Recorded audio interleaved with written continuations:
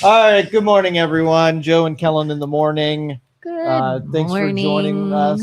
I got a nice zoomed in look on you today. So Don't zoom in too much. If How are it's you zoomed doing? out, if it's zoomed out a bit, then I look slimmer. Can we put a filter on this? yeah, that's what we want. We want inauthenticity here That's right. on two Thursday mornings. So, all right, what's going on? You got first crack at it. What are we talking about today? Oh, let's all wish a very happy 87th birthday to Nancy Pelosi. Oh, 87. She looks so 87! young. Still working. Still working. No retirement in sight. Yeah, you want these politicians to work into their 80s. Times are tough. Yeah. Like, Almost money's probably 90. tight now. Instead of just retiring and being at home, she has to work. And I mean, especially now with a partial government shutdown and not getting a paycheck. Oh, wait, they still are. Interesting. Government workers? No. TSA? No. Military? No. Congress? They'll get that paycheck all day long. Mm-hmm. I'm a little salty about this. Why? Why? So you don't even want to have this conversation with me because, like, that whole thing, we broke it in such a way, but we don't like it, but we keep breaking it because there's self-interest. Like the labor market, for instance. Do you think the labor market's broken? The labor market. I don't know. Is it broken? Yes, it's inauthentic and broken. It is. It has been polluted. Labor market is this, right?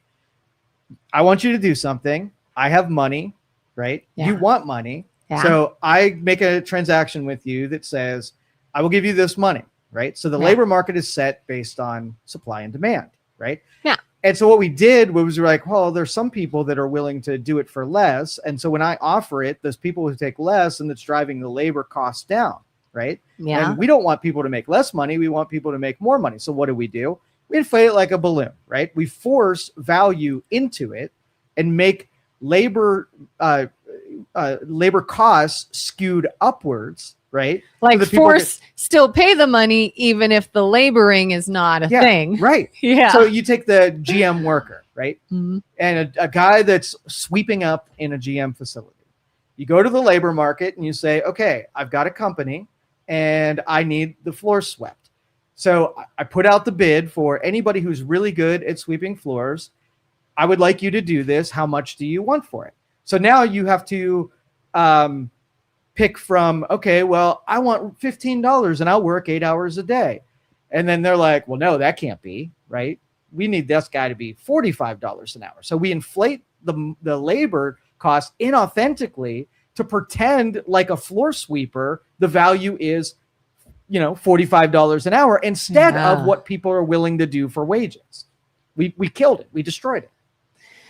So what do you do if they said, okay, we're not going to put any sort of mandate or anything on it. It is simply you hire whoever you want, whoever will do it for the least amount. Yeah. And then, the person is struggling to find a job because there's always someone who'll do it for less. And they're like, I can't afford all this and to do it for that much money. So what do? Nothing. They get better at shit because in a competitive world, they have to be better. See, if I can offer you two things, I have expertise and I can make a promise. So if you have two landscapers, right? Mm-hmm. And one is charging $100 and one is charging $200. The guy that says $200, he's afraid that the $100 guy is going to get the job because it's less money. So he has to invent things that you're going to get for your $200 that's better than the one that the $100 guy is going to get. So he has to motivate himself to sell other features, not just the price. Well, and then you have to hope that the person doing the hiring truly cares about the quality and doesn't just want the lowest price. Exactly. But we're in that spiral where we think if we make it authentic, then it's just going to go to the bottom dollar. But every consumer knows that I don't always shop from the lowest price. There's features that are important to me, and I'm willing to pay for some of those features. But in the labor market, we don't know what anything's worth anymore because we polluted it like crazy. We don't know if $187,000 is too much or too little for a congressman, right? If you ask them about it, they're going to say, oh, totally justified. And I'm going to talk to a roofer and I'm going to say, hey, do you make enough money? And they're going to say, not enough money. I'm in the sun and the cold. And I'm like, what if I told you there's a congressman who thinks that their job is so effing hard, right? That they need to make 187. They would say, well, let's swap places, right? Yeah. And let's see who's really good. Do you think a roofer could do a congressman's job better than a congressman can do a roofer's job? That's the real test. Yeah. So in the merited world, people who identify as having jobs that are more difficult or require more skill should be making more than people who are useless meatbags, right? But have all kinds of justifications for how important they are.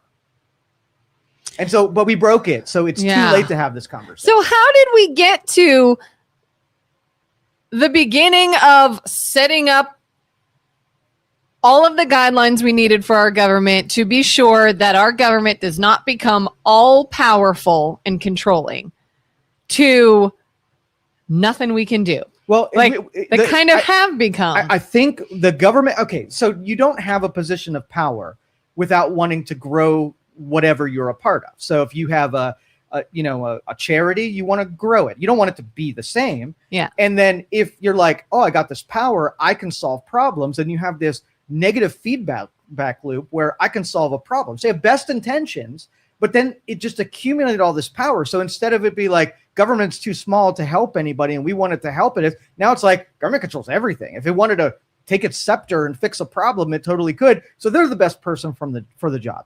But then those same useless meatbags are like, even if we don't solve the problem, we're going to keep trying to solve the problem. And the hopeful people down below are going to be like, yeah, this time they're going to get it right. But then they're so good at that psychological manipulation, we let them off the hook. It's like, oh, okay, I'm going to get elected and I'm going to solve housing, right? Low cost housing everywhere. Cool, I'm voting for you, right? Yeah. And then they never hear about it again. And then the people are like, well, this time, totally serial. They're going to get it this time. Yeah. And then they get the opportunity almost to do the right thing. Like there have been representatives that said, if we are going to shut anything down or take away anyone's pay, it's going to be us. We're going to not be paid until we figure this out. They don't mean it. It never goes anywhere. They are insulated from market forces. They're insulated from doing real work. They're insulated from an intelligence gap. They're insulated from everything in the free market, right? That would cast these people into oblivion does not exist for them. So they are a sacred troop and they are untouchable. How do we fix that? Revolution. But let me give you this is going to sound worse than it is, but actually it is worse than it is. So what happens in civilizations is the break apart. So you have this divide between the different classes, the different economic stratas. And when that gap gets too big, okay, then you get a revolt where the people that are below, right, they're done with it. They're seeing how the ivory towers and the living conditions and what you get to experience versus and there's a revolt. They're done. They're set up with it. Now, our government still has the instruments that when we hit that level, right, it's a possibility.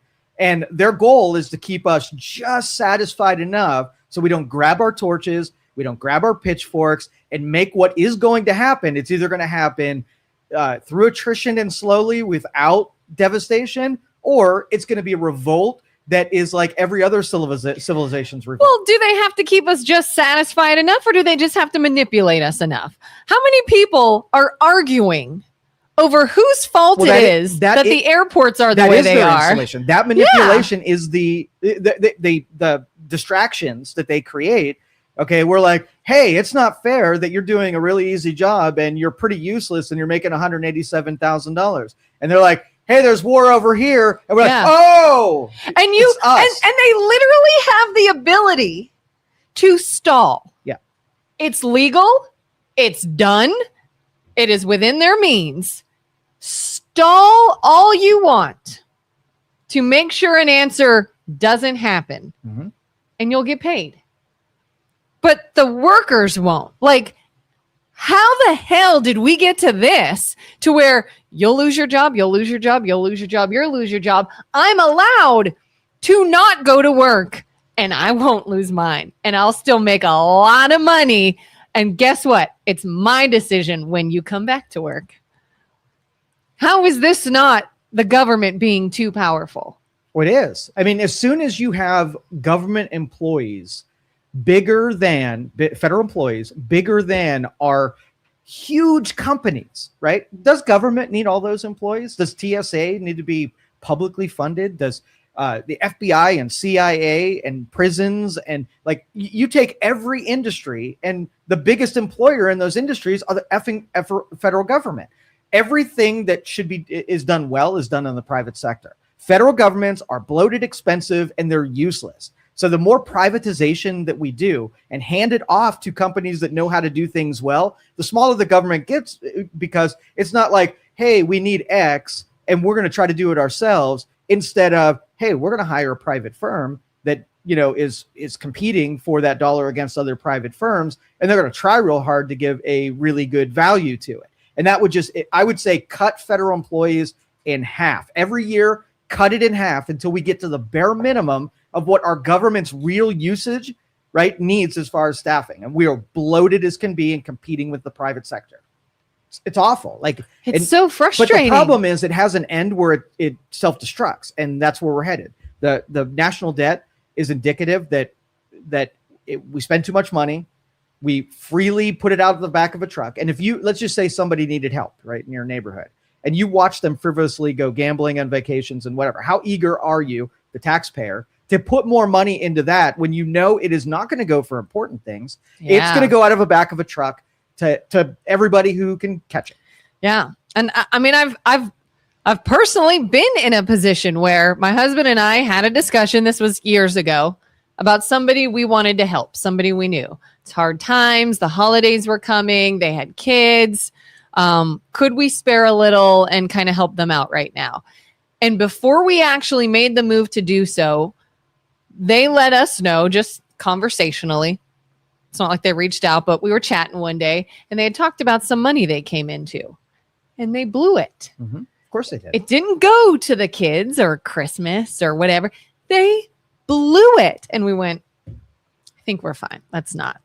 Because that's not somebody that truly needed it. No taxpayer is going to willingly give them 1 penny more than they're absolutely obligated. If you reversed it and you made them financially responsible, intelligent people who were, they were a little bit more deliberate with the spending of money, and they cared not to put it into the vacuum of space, then taxpayers were like, oh, we're in a bind, and you guys are doing a good job of being good keepers of our money. But we'll help you out. Let's sell some bonds. Let's get you out of this deal. But they just give it to their friends. They give it to every scammer social program that you have. You have fraud rampant everywhere. Nobody's going to want to pay any more dollars into this, cluster dumpster fire. So ridiculous. And I was watching The Pit again last night, and oh my God, I want you to watch the show so bad.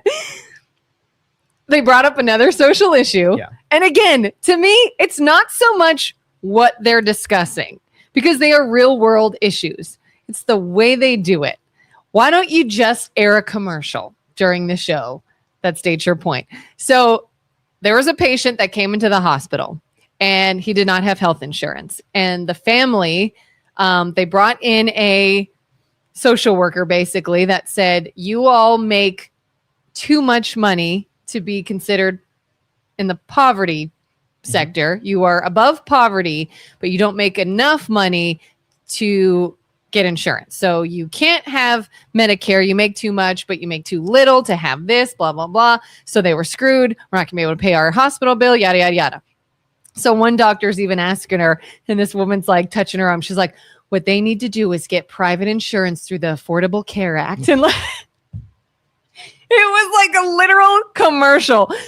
But having seen this scene, what should be done if somebody makes this much so this can't help them, but not enough so that can't help them? How do they pay for things? Like end up in the hospital, $500,000 bill, uninsured. We've talked before about the idea of doing away with insurance. Would that drive costs down, or would people be screwed? What do they do in that case? Well, first of all, the personal responsibility of when you are healthy and you don't have insurance, you have to sit down one day and do the what ifs and play out. Like what if it's me, it's my health, it's my body. what happens if this happens, if I'm driving and get into an accident? And you go through the protections that you have. And the goal isn't to get everybody on some charity insurance. It's about, okay, well, let me protect my livelihood first against my own injury. If I do risky things, I have a higher risk potential. I have to have more protections. So snapshotting after you've made all the mistakes, I would say, here's the keys to my time machine. Go back in time and be a responsible human being and do all the right things. And then when you're in the hospital, you're using one of the, the stuff, the things that you prepared yourself for. It's not a fair, it's not a fair discussion after the fact. So let's look at this patient. This character in the scene was diabetic. Okay. That's why he ended up in the hospital. He passed out. His insulin was messed up, blood sugar, whatever, all kinds of messed up. And through some investigation, they find that he had not been taking the proper dosage of his medication because he couldn't afford it. So because they didn't make a lot of money and it's a very expensive medication, he's been half dosing to make it last longer, and it wasn't enough. And so now he ended up in the hospital. Okay. So what would have been the hindsight there? You go to an auditor and you take these sob stories and the whole I couldn't, it was too expensive. You go back through and audit it and see if it was really likely. I bet you different decisions were made. So let's just say we'll say a house fire, right? Mm-hmm. There's a house fire and my house burned down, right? And you're like, okay, well, that's devastating. Let's go through all the preparations you made. Did you have fire extinguishers? Oh no, fire extinguishers are supposed to be charged every year, and it was really expensive to get them recharged. So I only did it every other year, and I couldn't put the fire out because it was, didn't have pressure, didn't work right, and so I couldn't put the fire out. Okay, so the fire extinguisher recharge costs $100. Was there anything in your day, any choices where you took the fire extinguisher money and used it frivolously in any other department? Yes or no, right? And if your health, especially if you're in peril, you have some kind of disease or some kind of condition that costs a lot of money, well, guess what your first priority in your household would be? Make sure before you have luxuries and things that are unnecessary, make sure the priorities are all filled. I'm covering my family. I'm covering my health. I'm covering, whatever. If you make that someone else's problem, then what you're doing is you're subjugating yourself. It means if the bad thing happens, even if it's a low potential, you're screwed. And I don't want to really hear about the contemplation after you're already screwed. I want you to go find a smart person and try to make it so you're protected from being screwed in the first place. It's not that there wasn't information available. If you were diabetic and you were having trouble getting your medications, that would have been priority number one before we go out to dinner, before we go on vacations, before we buy a cell phone, before we go to the movies, before we drink beer.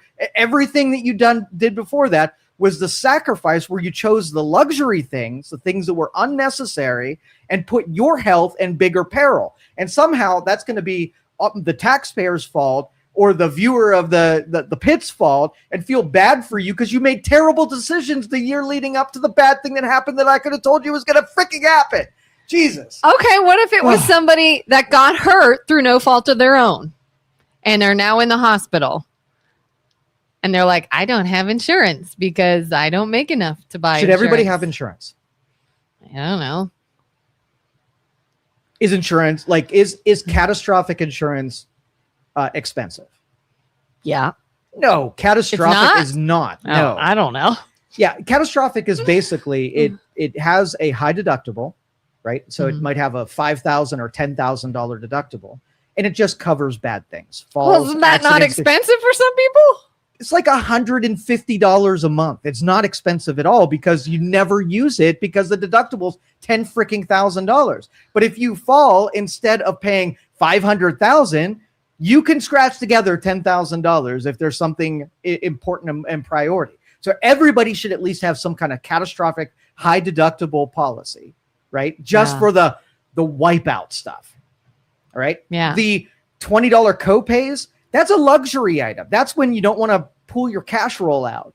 So if you don't want to pull your cash roll out and pay it for it yourself, then you do healthy living and you take care of yourself so you don't become obese, you don't become diabetic, you don't have heart disease problems and all of those catastrophic things in the first place. And it's all your priorities. We want to take our own health, which we know a lot about, give it to someone else's problem, make all the decisions we want to make, and then cry where we're in peril that we caused by being stupid. And if we were in this sort of world where it wasn't so much about insurance, but it was just sort of free market and give me the best deal and I'll use your product, and if you don't, I won't. Could it maybe have been more affordable for this imaginary patient to get meds if it was like, well, how much are you selling yours for? Well, how much are you selling yours for? If they were buying it themselves. Yeah, you're asking a product of insurance and pharmaceuticals, which is broken beyond belief, right? You're asking that system to deliver a good product, right? The only reason it works is because it's supported by national systems that are paid for by employers. All of the costs are just shifted to somebody else. They're making billions of dollars on the insurance and the pharmaceuticals. They're being enabled by politicians. And then the consumer's like, yeah, this pretty much sucks. And it's leaving me in a void where I'm undercovered. I don't have protections, but I'm paying as if I had lots of protection. So we have the worst of both worlds. Because it was interesting. I'm trying to think of how they solved the problem. This woman was like, well, you could do this, which then you could afford this sort of insurance. And then the hospital is able to give you a 40% discount then.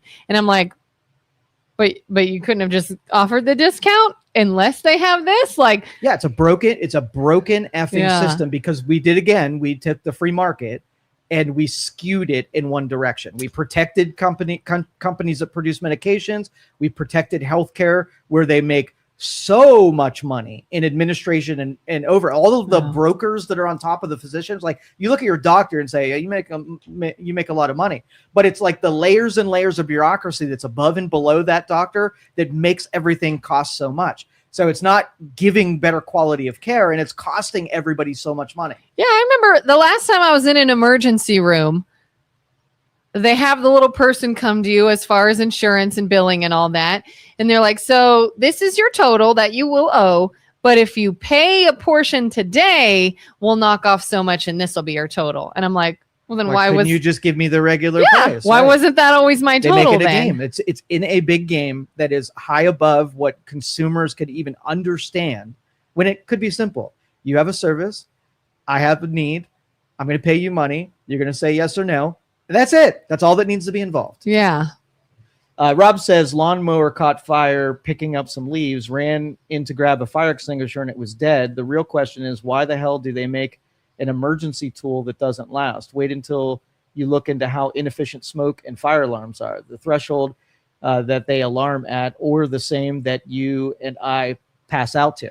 And that's what's allowed consumers to be so stupid, is that they're not taking responsibilities for the priority things. Like, when's the last time that you did, like in school, you did a fire drill, right? Yeah. When's the last time you did a fire drill in your home?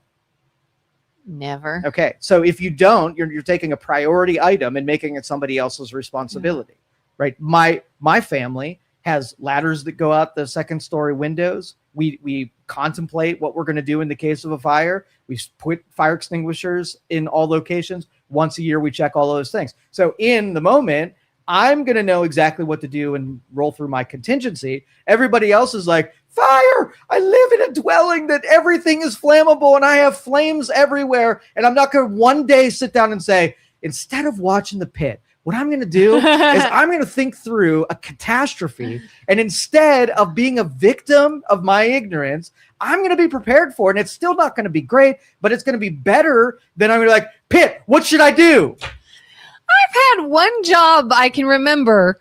We had the fire department come every so many months to check our fire extinguisher. Mm-hmm. And I'm like, why did that job have it, but nowhere else did? No, I worked for a chamber of commerce. So could it have been a fact that it was part of the city, a smart, somebody was sitting through and saying, hey, we want to be super prepared for anything that can happen. Somebody walks through the door here that an armed gunman, and what do we do? A fire happens. What happens? Like in my profession, I'm I worry about things on behalf of other people. So I think through scenarios where they have all of their business wrapped up in a server, right? And fire catches. right? What do? Well, I set up just enough contingency that I could help you survive something that's catastrophe. So I've got wiring in my brain where I'm looking for risk potentials. If you don't do that in your home, and the thing is, like, we have catastrophes shouldn't happen often, right? So if you ever use your emergency, in case of emergency break glass, if you use that once a month, right, there is something wrong. Yeah. Right? There's really something. And that's what, like human beings that go to like, how many times do you go to hospital per year? Knock on wood, not often. How many times do you go to the doctor per year? Not super often. Maybe a couple. Okay. So what do you think is too much going to the hospital? Too much going to the doctor? Like if I said I went to the emergency room 5 times in a year and saw my doctor at least every month, would you say that's too much? Emergency room every month? No. Just go to see your doctor once a month. Well, I would ask why. Like if you broke something or whatever, but if you're just talking about like checking things or checking things once a month to your doctor, do you think that's too much? It feels a little excessive. Okay, so you could set a trigger that once you get beyond so many emergency room calls and so many doctor's visits, somebody needs to sit you down and say, listen, there is something going on that is abnormal. A healthy human being does not go to the emergency room. Are you making bad decisions? Are you eating the wrong foods? Are you not like before catastrophe? You need to be pulled aside and saying you're not doing a good job at being an adult human being that should have the capacities to protect themselves against catastrophes. Yeah. If everybody's in a catastrophe, it's not really a catastrophe.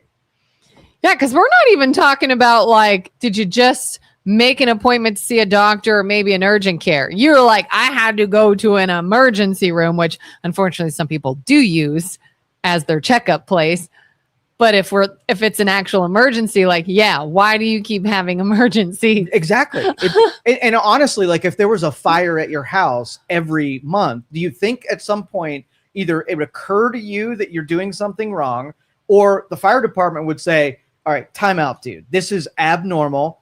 Nobody should have fires once a month. You are obviously doing something really wrong, and we need to talk about that. You'd have somebody who understands fire, right, taking you aside and lecturing the shit out of you and making you make different decisions. Yeah, I mean, like we've talked before about getting help with like bills. Our church has said that in the event someone can't pay a utility bill one month and they're struggling, all right, we'll help you with your bill. But then if you come back the very next month with the same bill, it's like, what happened here? And you come back again with the same bill, it's like, we need to have a teaching moment. Yeah. Like there's a reason that you're in peril and let's get out of this. So I knew this kid, and there's only two ways to fix this. Either you have to have a cost pressure that makes it really painful to do the wrong thing, or you have to have, be a subordinate to someone who's wiser than you as they mentor you through making decisions. There's only 2 ways to do this.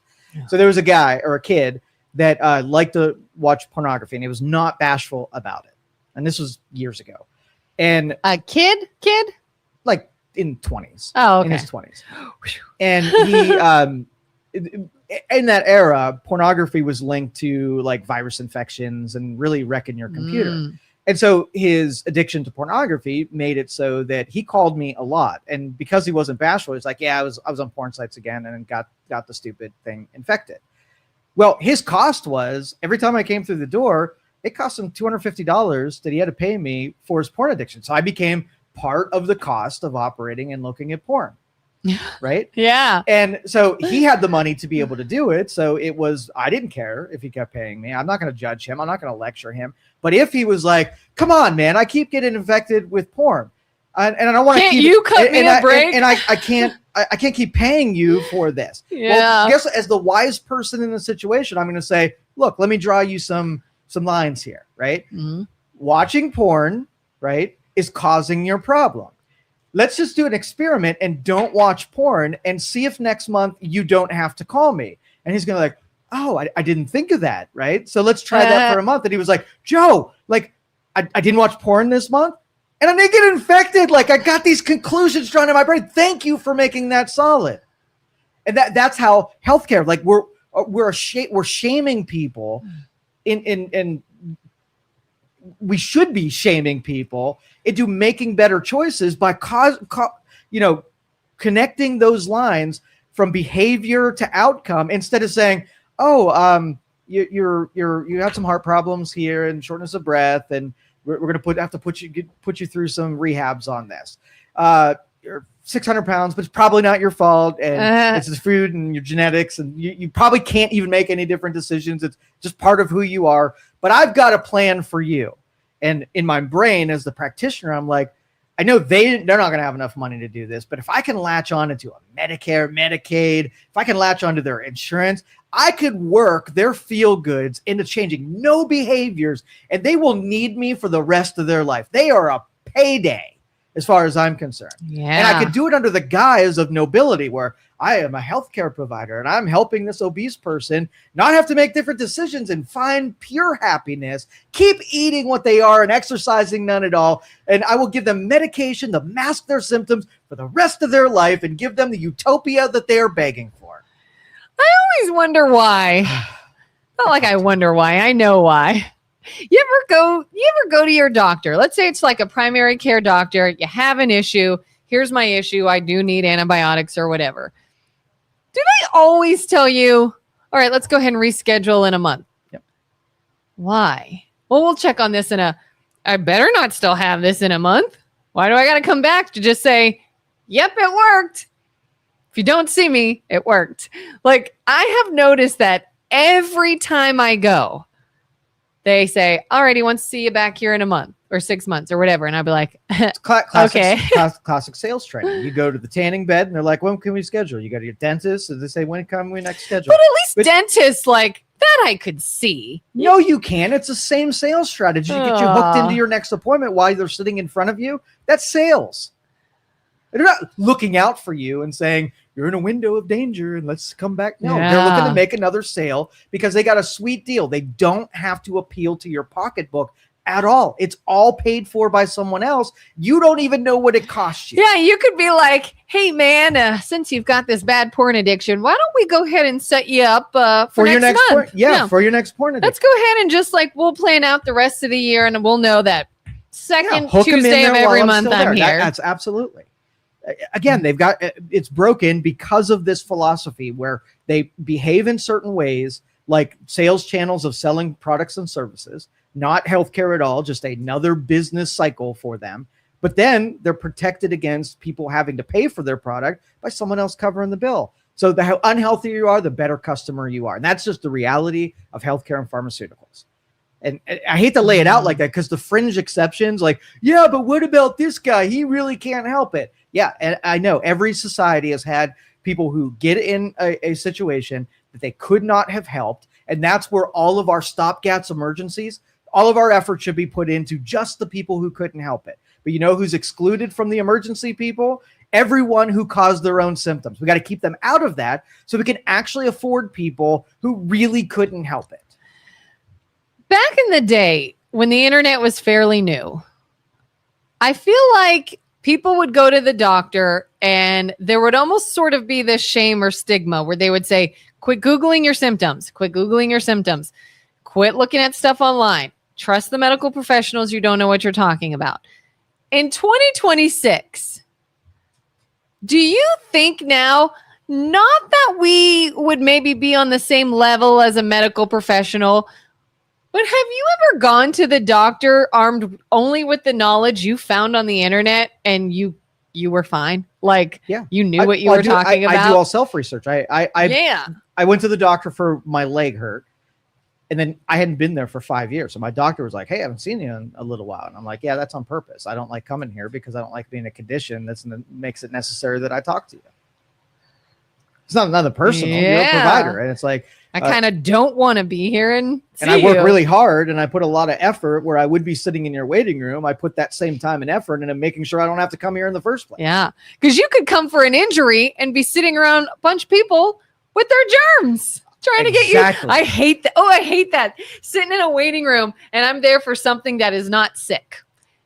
and I'm just like, if we reserved, here. If we reserved our true emergencies, we could do it more deliberate.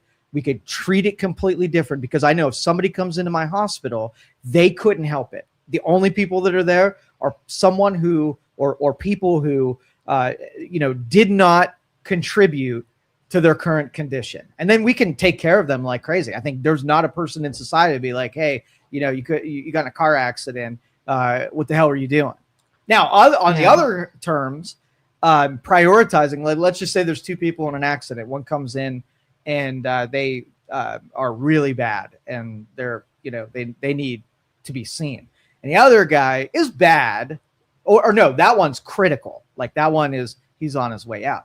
But he was a drunk driver and caused the whole damn thing because of bad choices. You have to choose who you're going to see first. Now, the triage would be that you take care of the most critical, but then you risk losing the person that is the true victim in this. Do you then take the critical person and make them second to the one that was just the victim in this? Ooh. I would all day. My husband and I were watching TV the other night, and it's so interesting. He even said out loud, he's like, has every single commercial that come on a medication? Is there a pharmaceutical 100%. commercial and we watched almost every commercial was a medication. Yep. And I was like, what is happening? What has happened? Like, how are people not seeing this? Everyone was a drug for something. And it was like that. There's got to be something happen. And everyone's like, oh, we're just diagnosing more. We just didn't know it was so prevalent. Bullshit. Do you think that's ever the case? No. I mean, science is so skewed, and I'm with Elon on this. He's got, thank you, sir. Mm-hmm. Science is so been sabotaged, and it's so captured that we don't need any more science people to join the ranks of other, really compromised science people. We need more engineers. We need more people who don't care about the outcome. We are basically weighing data, and let data, if you don't like the data, we don't give two shits, right? Where in science, they really care about outcomes, and they really care that if the data says something, that we need to really dress it up. So what the reality is doesn't get too popular or doesn't get momentum on it. And science is jack. But anyway, that would, my dilemma would be really good for the pit, because I'd love to see those wokeists consider who is the priority, the real victim, the one that didn't do anything wrong, and risk the person who made all bad choices. I'd love to see their psyche wrap themselves around that from what I've seen on the pit, they tend to go for the most critical at the time. Yeah, and that's probably logical, but in this case, it's not weighing the data. Like if you had a bank robber that's injured, do you treat them different than someone that had an injury that wasn't in the commission of a crime? I mean, I halfway think why are you giving this guy the emergency treatment when he just tried to kill 50 people? Why are you trying to rescue the guy and send him to the hospital that got shot by police because he was assaulting people himself? Yeah. Just let him die. And they have some of those, the patients that are like criminals and stuff. Just let him go. The police didn't shoot them so that he can hang around and do more crimes in the future.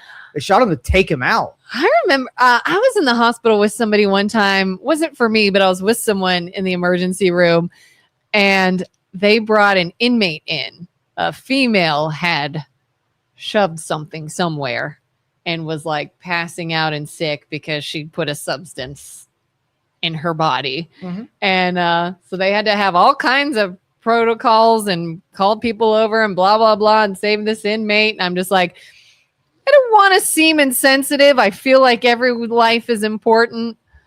And it's not like they stopped what they were doing for that. Okay, so let's do this. Let's make saving them. They come to you and say, Kelin, this is the taxpayer-funded emergency room visit. This girl, here's the scenario.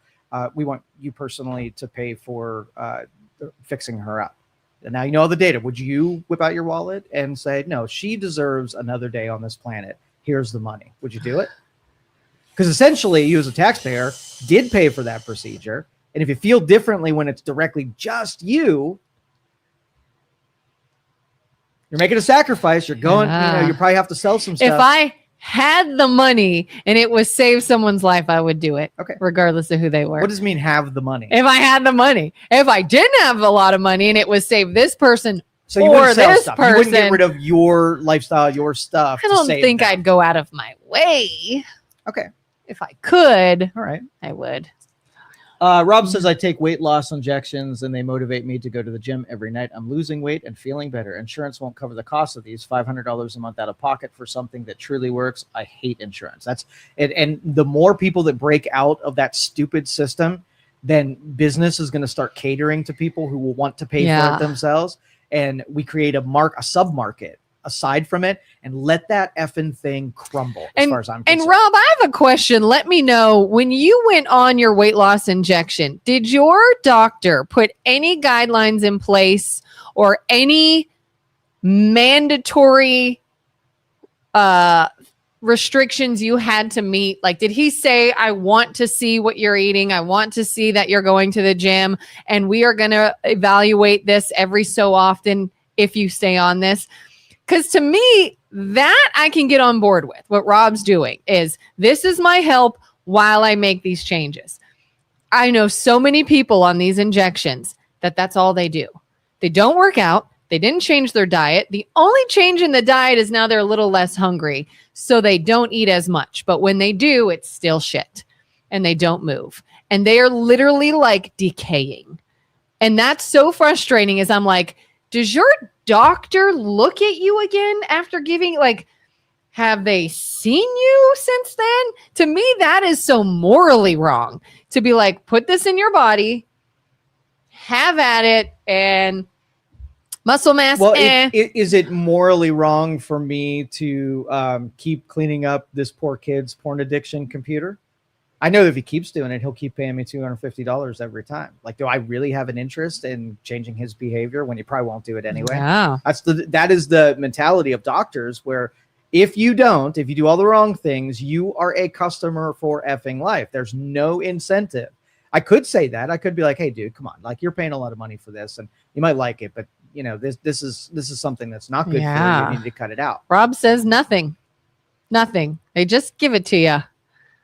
Yeah. Good for you, Rob, for doing it the right way. Well, and I think that is the proper exercise of the tool, because if you are beyond a certain point and you're already in a high risk category and you use it to get you over the hump where you can actually do the exercise. Like, if you have morbidly obese people and they use this as a short-term crutch to get to the point where they can do it naturally, I am all for that. Yeah. If you're just using it as a vanity type of thing where it's not a behavioral change, you're just like, I just want to be a little bit thinner and I don't want to take the pills and change my diet and I just want to get this shot. It works really well. That's the wrong use of that tool. Yeah, because I mean, there are things that come with changing. Like we've been talking about, I am trying to cut added sugar out of my diet. If somebody had said, by the way, when you start to do this, you're going to feel like total dog shit some days, but do this to get through those, I might have considered that. I might have been like, oh, I can take this and it'll help me wean this process.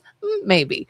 But it's something that is a temporary help to get healthier by other means. Right. Not just, here you go, forever. This is your new thing. That's so wrong to me. But we made people feel good by making everybody into a victim, and every disorder. Like, I give you shit about the celiac thing every freaking day. Right. Mm-hmm. Why?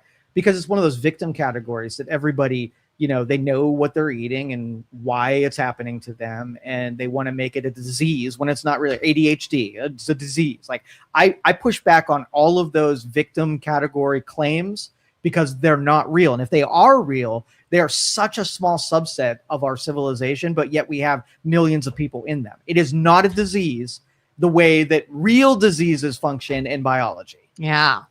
Jimmy says that goes against the Hippocratic Oath, though, whether we agree or not. They have a job to do. Right. Yeah, do no harm. I still thought experiment, just putting yourself through what your brain should be doing, push and pull. Hippocratic Oath, keeps them from actually doing that. But when you're going through those thoughts and you're assessing proper blame, right? Then your brain has to categorize who the bigger victim is, not just who has the bigger need. So if I had one shot, like if it was a scarcity environment, I had one shot. And I had a 700-pound person that before they showed up ate 953 donuts. right? And then I had a person that was trying really hard. Your brain should say, who deserves this shot more than the other one, right? And our brain knows that the guy that's not even trying deserves little or no help above obligation. The person that's really trying, even if they're in the same spot, they're trying, well, that one I want to help because at least they're on a path where I know they're not going to take my shot and go eat another 100 donuts. Yeah. Yeah. And Rob says he changed his eating on his own. Exercise is addictive. Yep. And here's the deal, guys. Here's the deal, guys. Everyone, can't say everyone. That's too much of 100%. I'm going to say a majority of people can change. Everything's in their control. They don't need a medication. They don't need a doctor. They don't need a motivator. All they need is the information of what to do, and they have to be able to control themselves and discipline themselves for you personally to be able to get there. It needs no outside help. Your body is amazing. It has a chemistry set capable of providing just about everything that you need. So when you figure out what it needs, you can give it just those things and nothing else, and you can fix everything pretty much on your own. Oh gosh. Let's get into this. Yeah. Speaking of which, hate it, isn't he? Well, it's kind of on the health thing again, but it's funny. You were talking about, celiac and things you can help on your own. I know I've mentioned this to you before. I don't know if you've ever have you yet looked into the disease lipedema? No. All right. So some people know about this. Not many people know about this. Not many doctors know about this. There is a condition called lipedema, not lymphedema. It is very often confused with lymphedema, where you'll see sometimes if someone's gone through cancer treatments, one leg will just balloon up and swell, like different, what are the nodulars called? They drain your lymph fluid. You know what I'm talking about? Nodes, like lymph nodes. Yeah. Will be blocked and you get mass swelling. That's lymphedema. Lipedema. I've been learning more and more about online. It's a condition of abnormal adipose tissue. Fat. It's fat tissue. But it's a little different. It's more nodular, it's harder, it feels different, it acts different.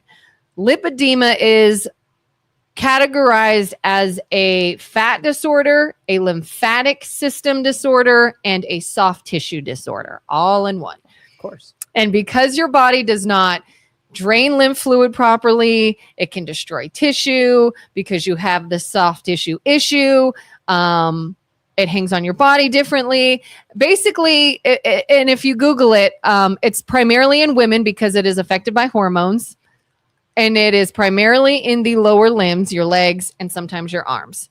And you can tell somebody has lipedema because their legs are noticeably bigger than the rest of their body.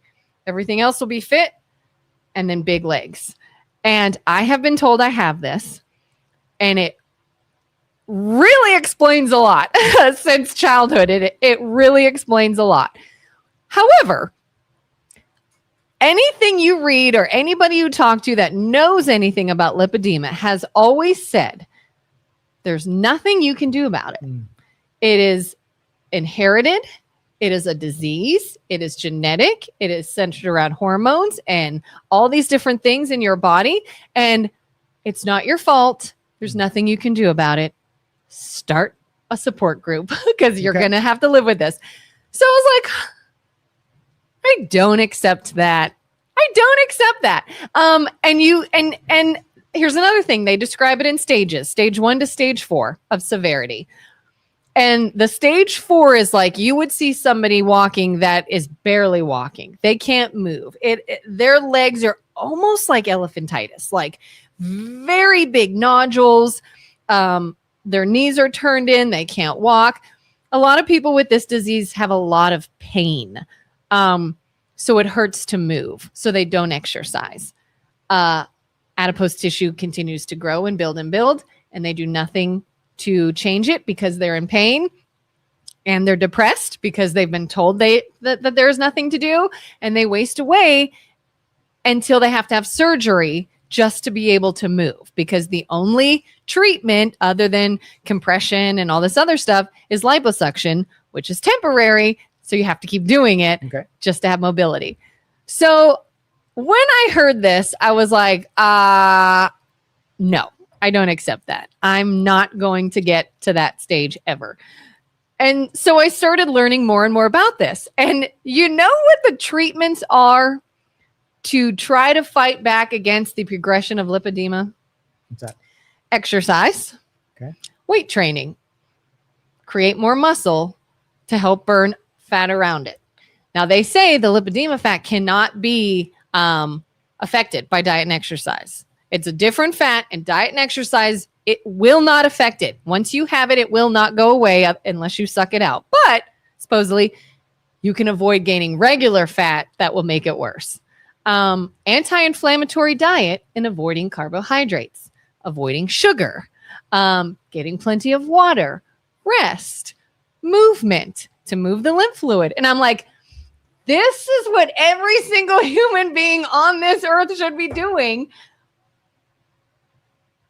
So where does the line draw of serious issue or just be a healthy person and maybe you don't worry about a serious issue?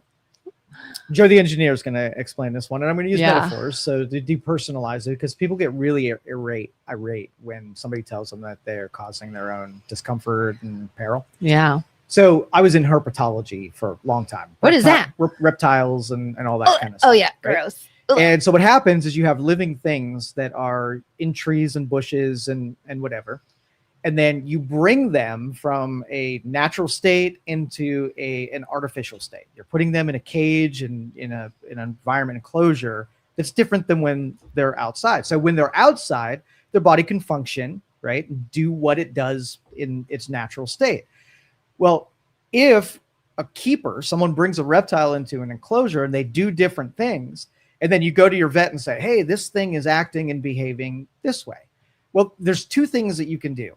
Either you want to force a living thing's biology to not do something when you are creating the conditions for that thing to happen, or you can get it closer to its natural state. So you look and say, okay, well, I've got this turtle, and I'm going to go look to see where this turtle lives. What's the temperature like? What does it naturally eat? Where does it live? How does it sleep? What is it around, right? And then replicate its natural thing in the enclosure. Now, if I had one that I've replicated everything, the temperature is the same, the temperature fluctuations, the humidity is the same, the diet is the same, and I still have that anomaly in the 100% replicated thing, now I know there's an actual condition.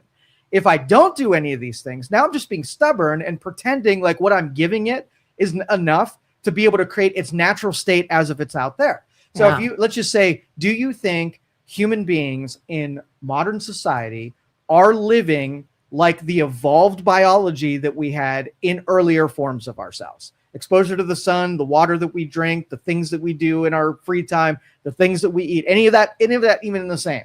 No. So I took a turtle, right? Yeah. And I jammed it in a mason jar, right? And that is what human beings are doing to themselves. And if you're like, wow, this is terrible condition to be in, all you have to do is go back to say, what would human beings do when the evolution happens really fast, when you have a lot of people dying, right? So the earlier you get, the more threats there were, the more evolution happened faster, because every generation changes very fast. When you have lots of people that have bad genetics die and only the stronger genetics breed, and then those generational overturns happen really fast, a lot quicker, because you're not poisoning the genetic pool with a bunch of weak specimens and, sort of like diluting the results of what evolution is supposed to deliver to things that are alive. Yeah.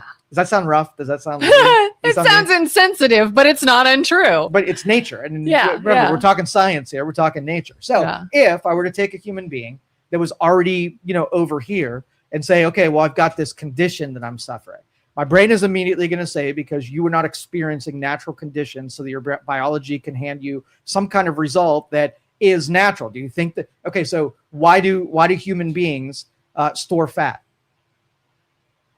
For protection in some cases. Okay, there's some body fat that are there to support protection of organs. Yeah. Okay, but that you wouldn't even notice that fat, that portion of fat, you wouldn't even notice if it was there. Like, why do they store excessive fat, maybe? Why does the body store fat, period? Like, what's the job of fat? Other than protection, it's hopefully to be fuel Okay. in some instances. Okay. So if early people, they did not eat 3 meals a day. They ate when there was a catch, when they had berries, they might go days or weeks without eating. So the body evolved to be able to, when things were good, you could eat a bunch and then put those fuel reserves in because you might not be eating. So you go through these cycles of gaining a bunch of fat storage weight and then losing that fat storage weight until your next meal. Protective mechanism that people who knew how to do that well lived longer because they didn't starve, because they had enough stored fuel and not too much that they wouldn't be able to hunt. So if you stored too much and you weren't able to walk around and throw a spear and all that kind of stuff, you would die for that. So it found a balance between how much fat could get you by until the next hunt. Okay, so hormones, right? Do you think hormones are different in human beings that don't do anything natural and are completely artificial? Yeah. Why do you think everybody's on some kind of supplement for hormones? Why do you think they, degrade as you get older? Because we're not behaving the same way in nature. So our body's chemistry said, doesn't know what to do. It's giving you it's got all this insulin, it's got all these pharmaceuticals, and it's got all these, weird imbalances. And so you think it's a little confused. Biology is a little confused by creating fat. And I don't agree that there's fat in your body, biology, that cannot be reconsumed. They call it adipose tissue, which I think is just another word for fat. So if I take that is immune to diet and exercise. Adipose tissue. And I put an autophagy stage through that tissue, you don't think I could take it out with autophagy? Well, here's what's interesting is when you look online, there are people that speak out against all of this, like you probably would, as they say, it is impossible to have something unaffected by heat, by burning, by like energy. Like they said, fat is made by energy and burned through energy. And this is how it works. This is physics. And you're telling me there is something that defies the law of physics. Yeah, it might be resistant. It might be harder to get to because, your body puts fat deposits around in places, right? And when it exceeds a certain carrying capacity, it starts putting it in places it doesn't really like. So as you put fat on, it goes into areas your body doesn't really want it to be. And it's harder to get to those spaces, but it has to do something with it. It's overflowing. What I'm wondering, and I could be wrong, but just based off of what I'm seeing, what I'm wondering is they're saying it's because I've watched a lot of videos where they have removed it from people's bodies and they study it.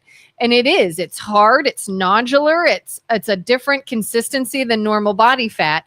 But they keep saying that if you have lymph fluid in your body and your lymphatic system is not draining properly, that can damage tissue. For sure. Hence, big legs, everything like one of the characteristics, which is me 110%. My lower body is a totally different size at the end of the day than it is in the morning. Like the swelling is unbelievable. And they're like, that lymph fluid is damaging tissue, which maybe is why it's in extremities. Yeah. So and if I'm in school, I'm going to tell people don't do these things because look at all of the things that are going to be super hard when you get older to deal with.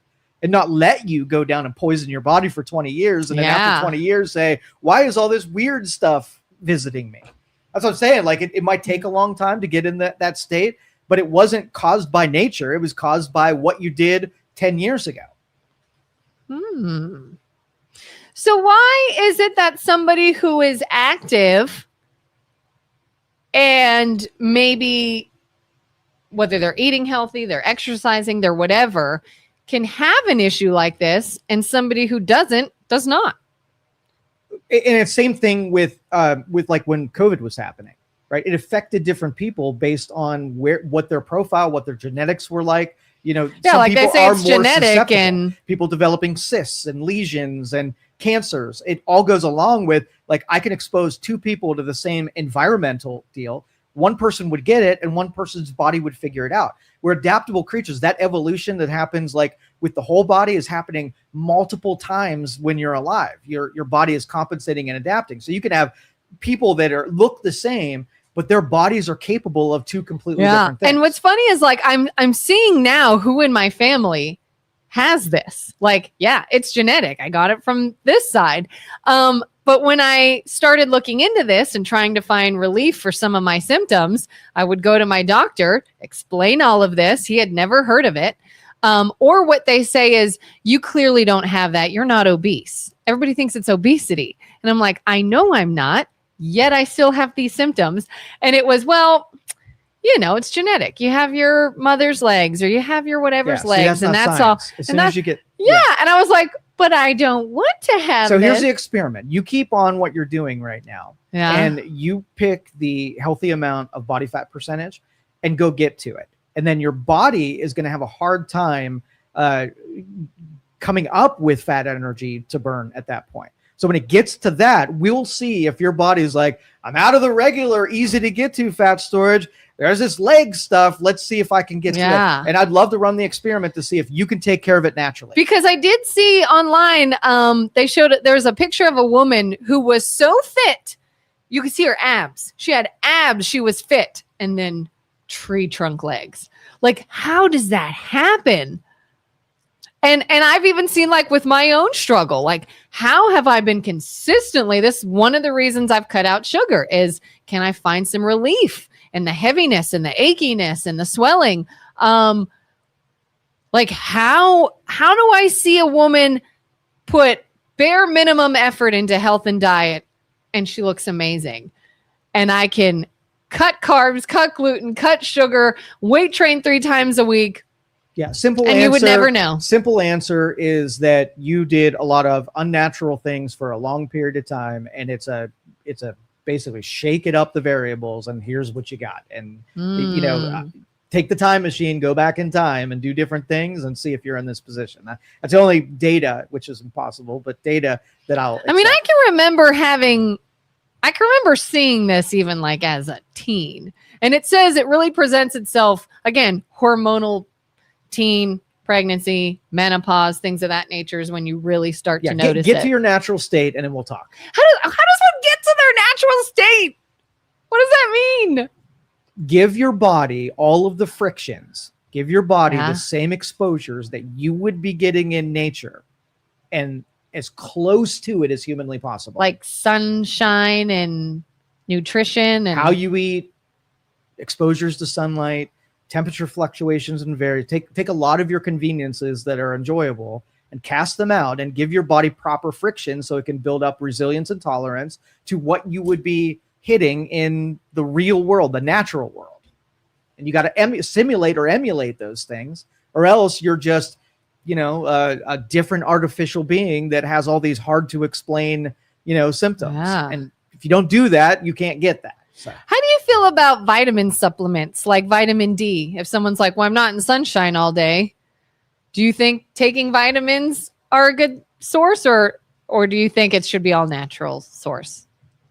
It's not going to be a popular answer. And this will be the last thing we talk about because BJ right now is saying, you're not allowed to talk health on the internet. I appreciate what you're saying here, but nobody is ever going to see this. That's what he's saying right now. Jimmy, by the way, says, I'm with Kelin on this. I don't accept that. Look in a history book and tell me where you see the giant fat people that can't help 100%. Now, if you've already got it because of what happened, getting rid of it when the body doesn't have the ability to then counter something that you acquired long ago, I'll hear that out.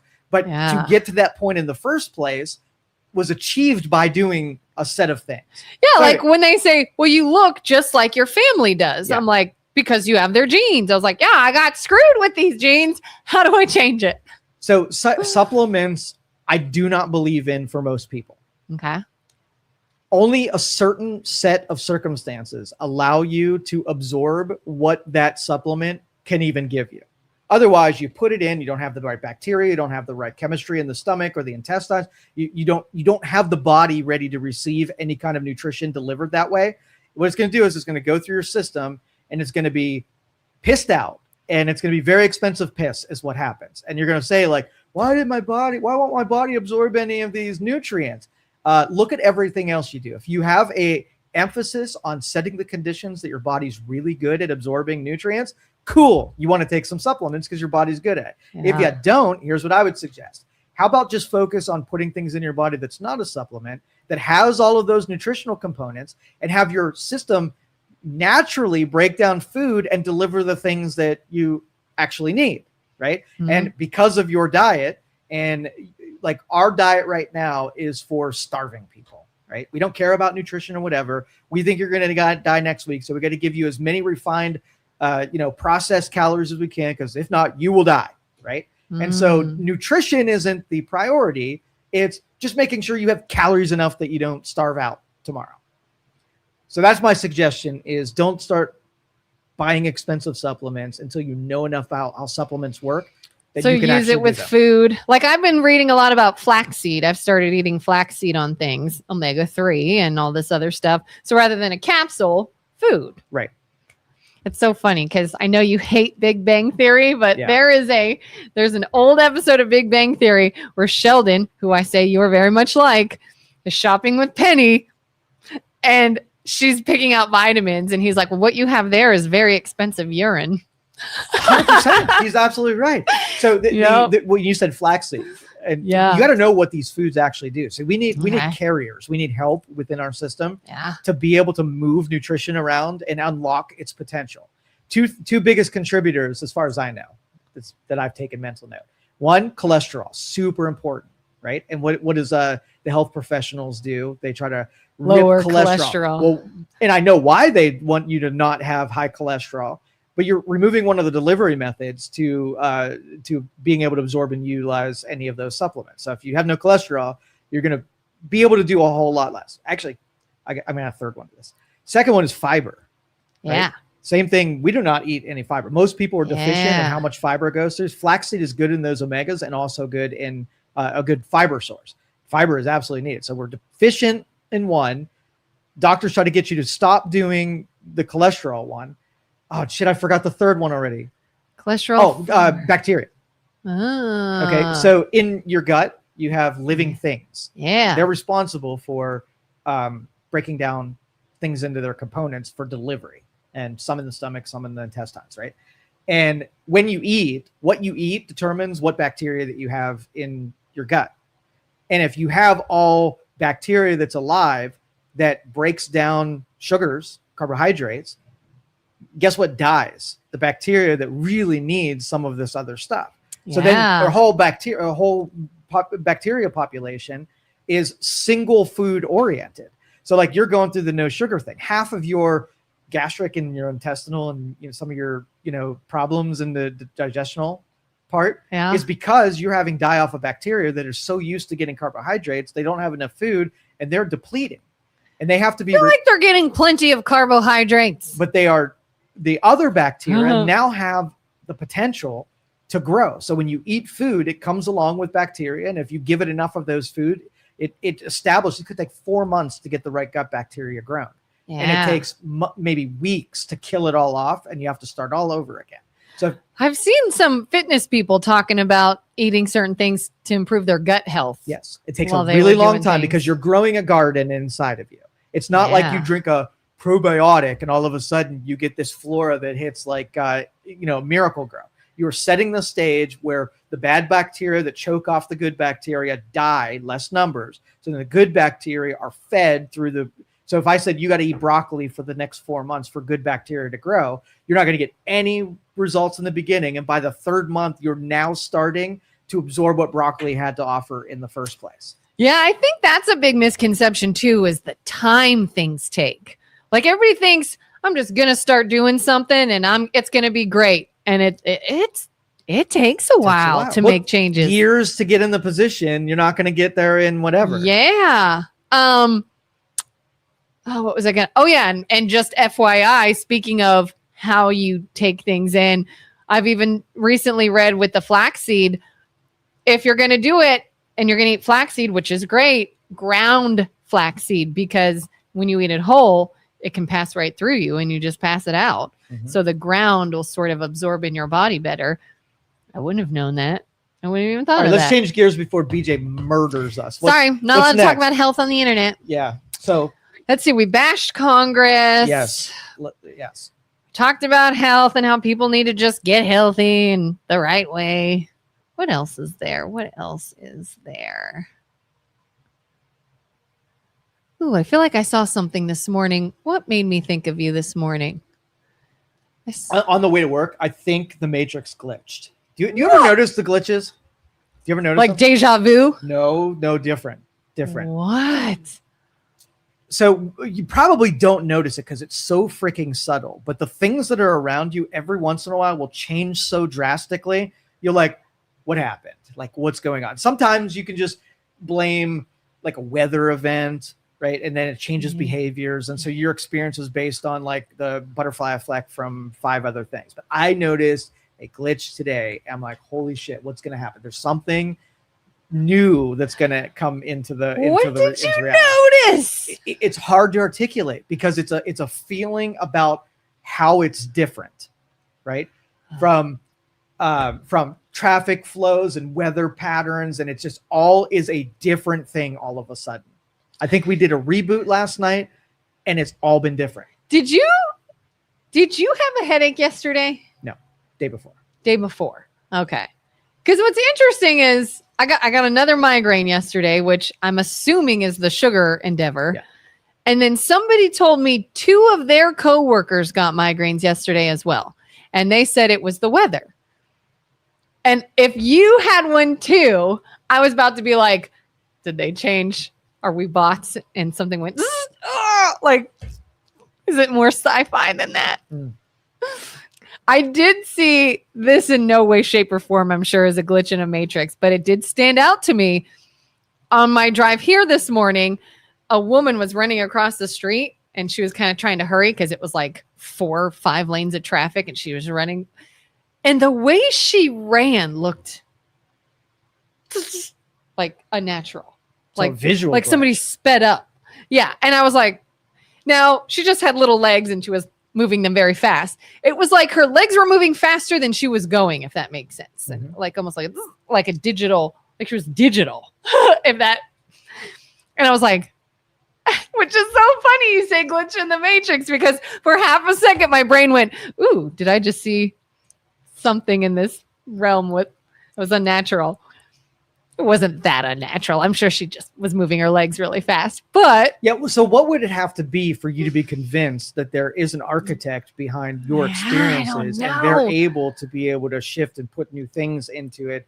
And sometimes you notice those new things being put in. Like, do you remember in what was that Jim Carrey movie where Truman Show? Truman Show, yeah. Okay, so I had 2 experiences today with the Truman Show type things. And so I'm driving my kid to school this morning, and I get behind like a construction vehicle, and it's going uber slow, and I'm like pissed off because I set the speed. I know when I'm going to get there. This is going to set me back, and I'm thinking of alternative routes to get around this guy. Right? Yeah. And every turn that I made, now on this route, it's kind of rural, so every once in a while we'll see tractor or something like that that'll be slow.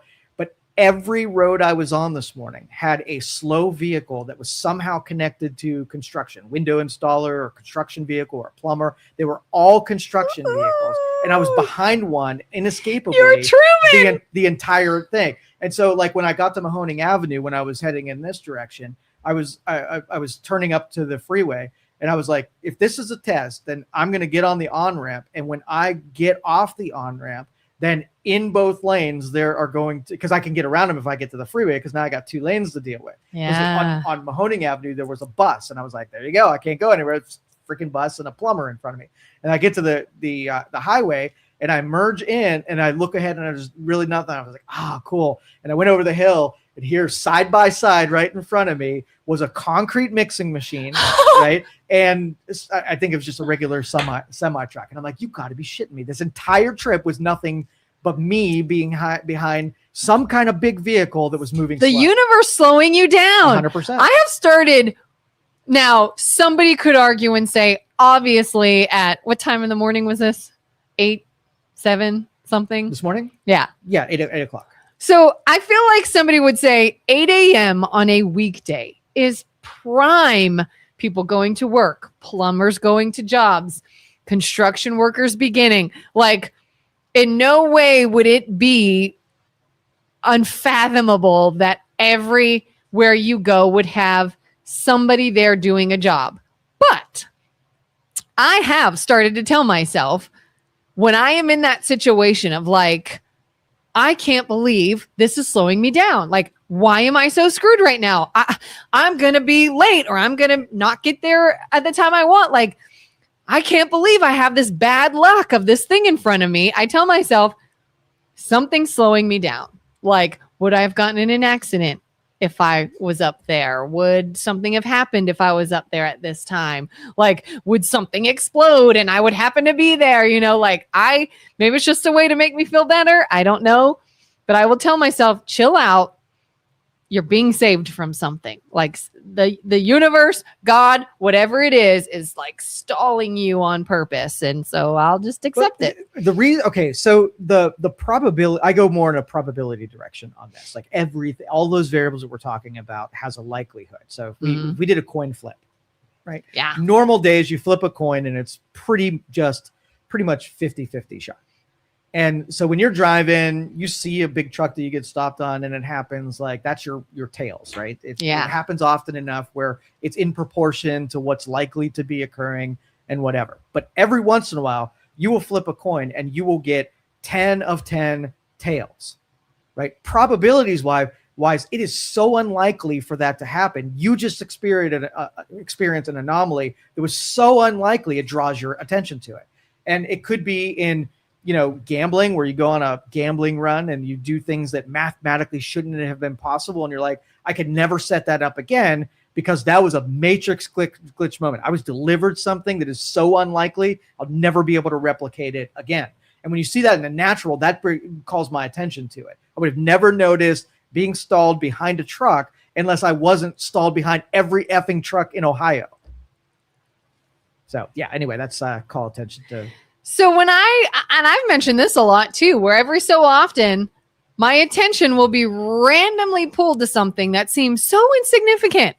Just a everyday object, an everyday person, an everyday insignificant thing that for whatever reason will stand out to me a second longer than it normally would. And then I will use that later. Somebody will say, oh man, did you see where my pen was? Yeah, I did actually. I just saw it over here. And it stood out to me. Or someone was like, oh yeah, I need to find something, but I don't know whatever. And I'd be like, I know. Like, I'll use it later, having never in my life thought that little glitch in my day would have been important. But what does that?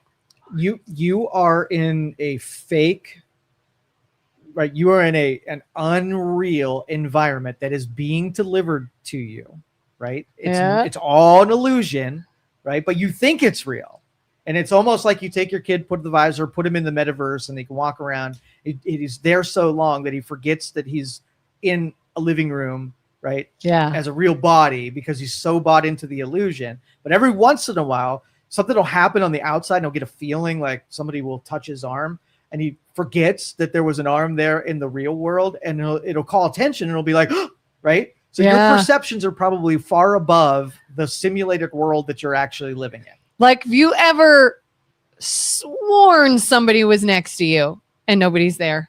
Mm-hmm. Like, just for a second, just a little bit, where you're like, I 100%, because we usually know, you can sort of hear, you can sort of sense when somebody's coming up. You know someone's behind you. What would you be willing to believe that your real self is outside of what you experience here on the daily?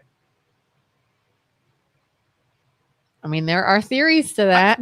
I'm talking Kelin. Would you be willing to go with it and say, yes, I am probably, there's a version of me on the outside? I don't think that would serve me in any way. It doesn't matter. Just would you be willing to believe it? I'd consider it with proof. Okay. So if there's a thing on the outside that's actually you, would you be willing to believe that there is an outside of you outside of that you? The likelihood that we put, do you think in the future that they will simulate experiences and put you in a simulation? Probably. So we kind of have that now. What if one of the end of each person is that they put themselves in a simulation, and you are nothing but those Russian nesting dolls of different versions, and each one of them is a simulation putting themselves in a simulation. My simulation was like, I didn't realize I'm a simulation, and they went into a simulation. Or if you're in the VR world and you get the idea to put yourself in a simulation in the simulation. So you have these outputs of you being in another nested reality. But if I am in a simulation, yes, that means you're not real. So what would happen if you were like, Kelin, you didn't show up to work today? And I was like, why would I? Time's not real and you're not real. My kid plays a game in a simulation, right? Yeah. And he is represented and his friend is represented. So how are you going to tell me that you can't have real people in a simulation? You're saying we're both in the simulation? We're outside and like playing together. Yeah.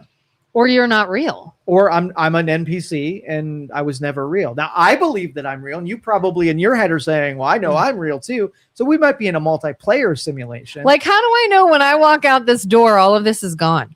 Yeah, and you're it's gone. not going to render because nobody's You here. are only here. Could be. Yeah. It's not out of the realm of possibility. That's weird. And mathematically, it's probably more probable, right, than not. Do you believe, we've talked about this before, I feel like this always leads me down this road. Oh, it's going to annoy me, so go ahead. Do you believe people that say that claim to have had near-death experiences? No.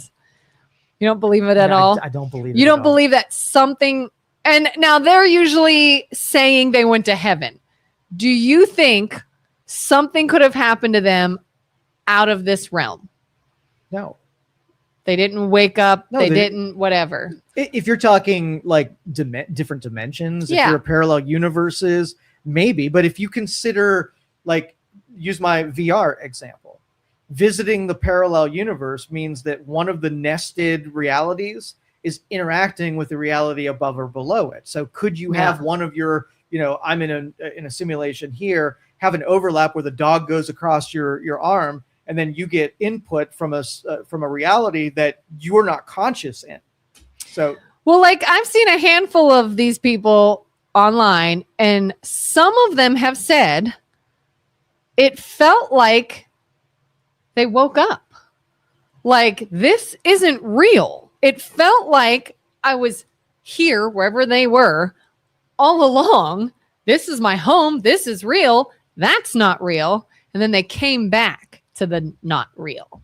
But a lot of them have said it was a sensation as though you just woke up. Yeah, and you realize, I don't buy the that wasn't real. of that stuff. There's going to be more of a logic behind it. So if you said that you visited one component lower on your VR deal, I could say that would be possible, and I can actually wrap my brain around having what would I have to do from today? Like, I don't know what's behind me. I don't know what's on the couch dreaming me up. But I know I could go into the metaverse. I can create a character, and that I still have agency, and I can still think here. And I'm making myself passive in this reality so that I could be active in that simulation. Now, I also then can take my character and create a simulation within that simulation. So I'm 3 parts removed from the third nested simulation. Can I traverse each one? So how would I traverse the simulation that's 3 times nested? I would have to have my character that's in direct control of that, remove the simulation and take agency back to that middle one. And then I would have to take the visor off in mine. Now I'm completely disconnected from the one that's right out ahead of me. So very likely that if you die, it's ripping the goggles off of that simulation. And now you get awareness in the one that's nested directly under that. That's most likely as far as I'm concerned. Yeah. Like, have you ever woken up from a dream and you realize everything you were just experiencing wasn't real? You woke up. Like, that's how they've kind of described it. Yeah. And if you have those nested ones, how many brain connections do you have? Like, does the third fill information onto the second, or do you need the first person perspective from the one that's above you to take aim on it and say the goldfish or the cat is live or dead on the top one, and then that one you have interface with, but it has to pass through that one. Can you see directly through the eyes of your simulation ahead of you that the cat's alive or dead? That's the kind of thing that. So you're making all these AI bot things. Yes. Would you say they are real? Definition? I don't know. Are we real? Are we real things? And if we are real, is the AI bot real? I've had this. I have had this conversation 3 times this week already, and there's no end to it. But you got to define what is real. I don't know. Are they alive? What's the definition of alive? They have life. That is, they are able to be sustained on their own without connection to anything that would be controlling their existence. Connected to controlling their existence. So you're excluding, like, if I had a gigapet and it's moving around and it eats things within the game, then within the game, they're not in a game. They're real. So life is connected to environmental. You can, if you just use environmental, you're not in the same place, then you can exclude things that you don't want to be alive. So it's not a function of the thing that has attributes that say I'm alive. It's where it is. That's your definition? So if I take AI and I put it in a robot and it can move around, it's in the environment with you. What makes something alive? Like, I can move around, but a tree can't, and a tree is alive. Mm-hmm. And a robot can too. So movement can be simulated as well. Maybe they have a naturally occurring way to sustain life that is not based off of a person. Like, they can use the elements, oxygen, sunlight, that would be whatever. a biological alive. So you're basically looking to exclude things that are made of metal or made of a material, because a robot can, make its own battery and create another one of itself, so it can replicate. It can sustain itself by feeding itself energy. It can do those things in a different form. What? It can sustain itself by feeding itself energy? Yes. That's creepy. Okay. So the distinction is, the only primary one is it has to be biological. Does that mean carbon based? Or like if you made a robot out of metal, a metal is composed of elements. So might not be carbon based, but it is tungsten based or nickel based. Let's go with that. Carbon based. Okay. So you're basically want to create separation between carbon based and all other things. So alive means that you're carbon based. Sure. I don't know. But it's not really getting to the crux. Is it alive? If all you've done to exclude it is said it's made of a different material. Okay, let me ask you this. Yeah. Is this coaster alive? What's your definition of alive? If you had to answer the question, is this coaster alive? What would you I would say no, it's not alive. Why? Can't move. It can't interact. It can't replicate. It doesn't need sustenance. So those are the characteristics of being alive. Okay, well then let's go with those characteristics. Okay. So can AI move? Yes, through robots. Can it produce more of itself? Yes. Through robots. So it needs something to move it. Well, that would need something too, and you're not going to give it... Because it's not alive. What do you mean? So this doesn't move unless I move it. Let's make an analogy then. Yeah. Without your brain creating perceptions, deciphering analog information, and creating thoughts and memories and ideas and consciousness and whatever, then you need something to be alive. All right, I'm going to take your brain out and I'm going to take impulses through it and I'm going to create consciousness just in your brain. You're going to need some help to move around, to eat, to create language and whatnot. Yeah. So robot equals the carrier, just like your brain needs the body. Kind of like functions, you lose functions. People have to do those functions for you, but you're still alive. Right. Yeah, okay. All right. I'll let that one go. I'll allow it. So can it replicate consciousness and neural activity? And can it act on its own without prompting? And can it replicate? It's checking all the boxes. And really the only lacking one is when you have a comparison to we've even passed that one. So there's no difference now. Yeah, because like if you think of somebody who was in a horrific accident and they are laying in the hospital, brain dead, being kept alive by machines. The machine is breathing for them, pumping their heart for them. Are they still alive? That's a good question. Deep thoughts by Joe and Kelin. Yeah, because if you can't survive on your own, you unplug the machines, and if you died, then it was Yeah. more machine than it was Like you. if they say, well, the machines are keeping him alive. Are they alive? The machines are the live, and you will resume your consciousness if why we keep you alive on the machines, that we fix the parts that would let you die if the machines weren't there. Like if you But took somebody who was That dead. is a movie metaphor right there. That is going to be good when they make that movie. If you took somebody who died, you hooked them up to machines and moved their heart and pumped oxygen through them, maybe shocked their brain, maybe got a pulse every so often. They are life potential, but they are no longer alive. And where is the cutoff Between alive and dead? Yeah. What makes them alive? A soul? Reanimation would make them alive. They're not alive anymore. Soul. Hey, don't Soul. discount that.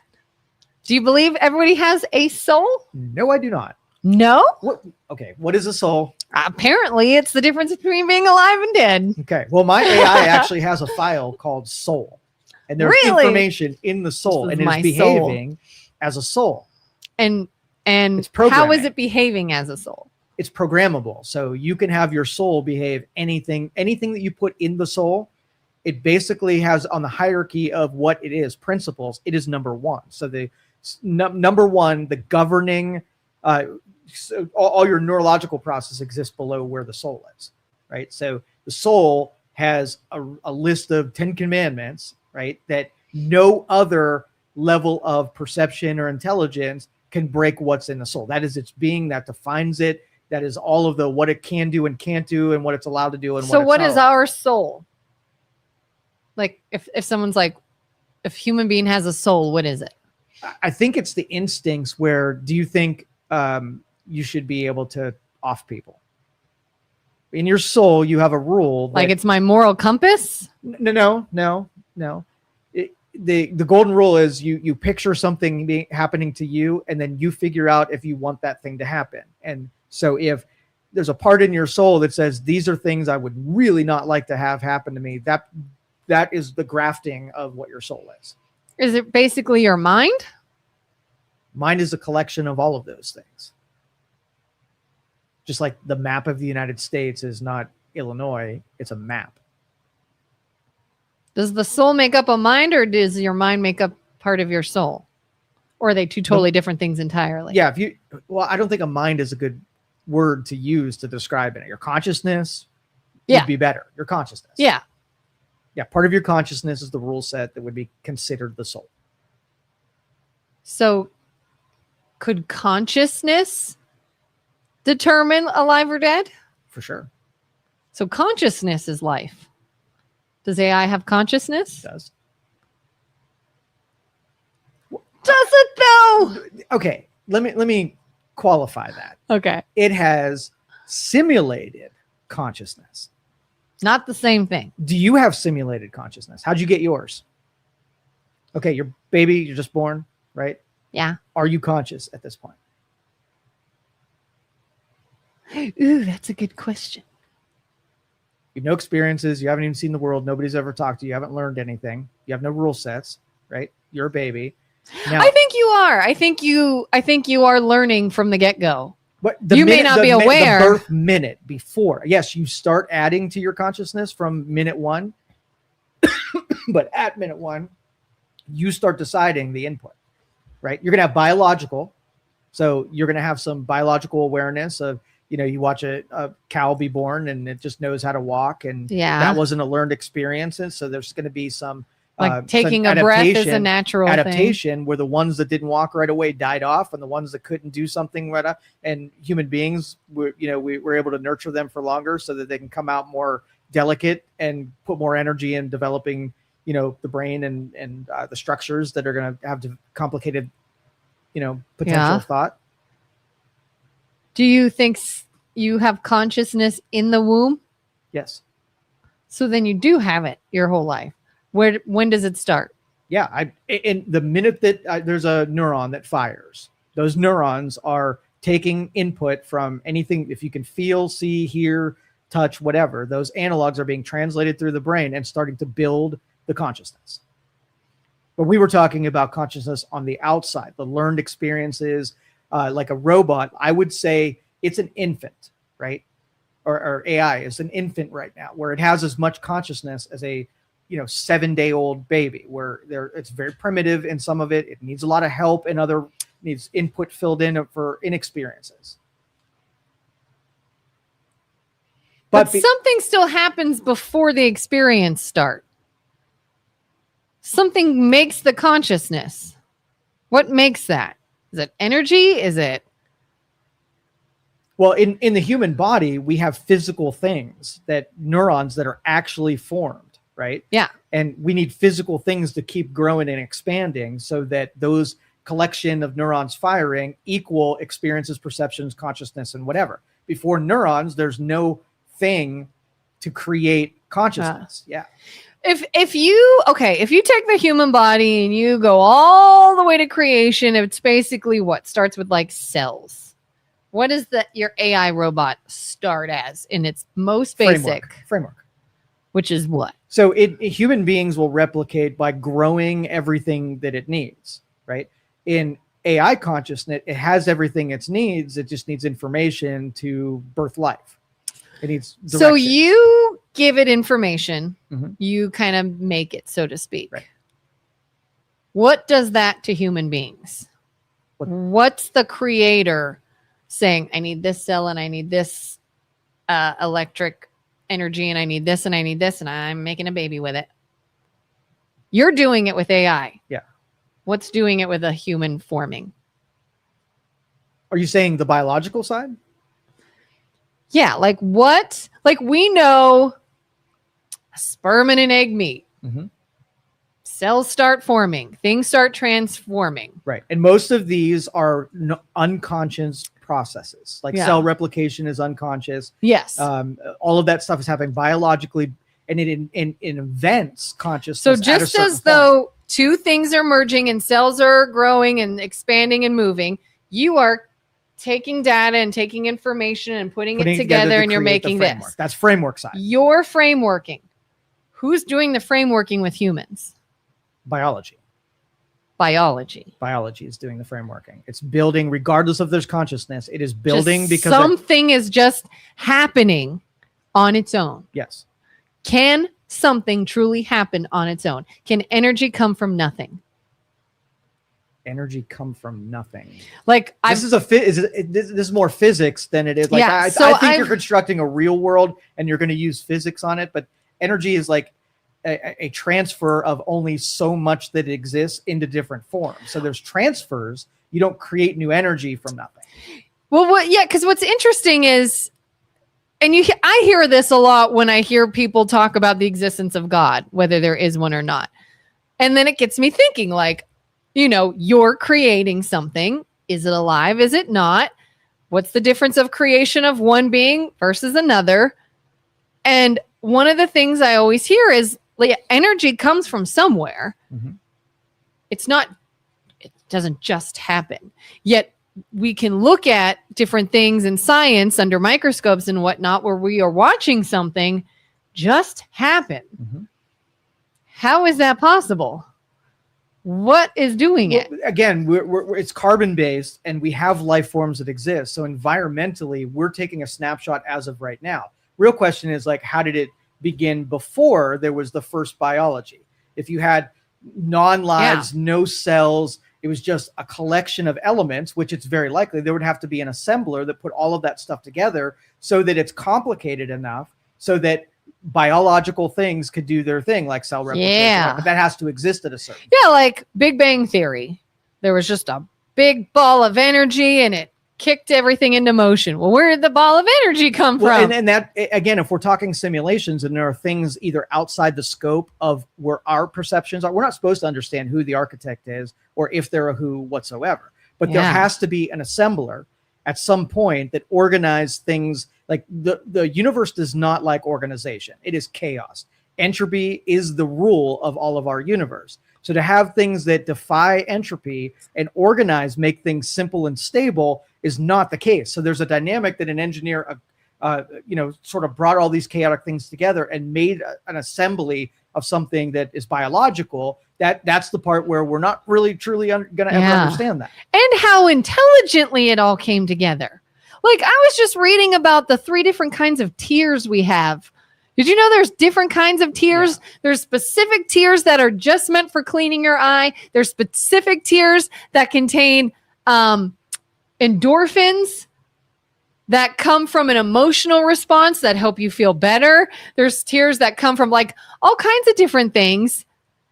And it's like, how did that come about? That our bodies are like over time, like, oop, I need different tears for different reasons that the eyeball that is watering. Not the surprising part. It's still cool.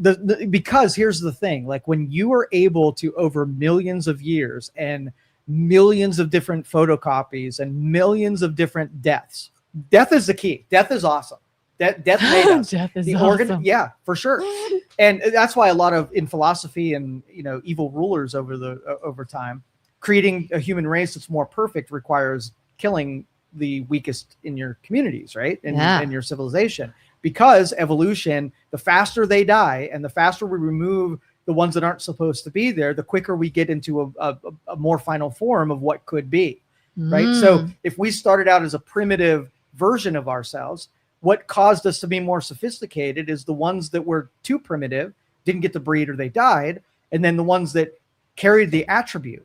And it might be subtleties where it might be the tear thing throughout history, might be that ones that had tears that could get through sad times, they lived, and the ones that didn't have that thing, they died. So what does the common man have right now? An assembly of all the things that worked out in the evolution cycle that made a benefit where it kept you alive.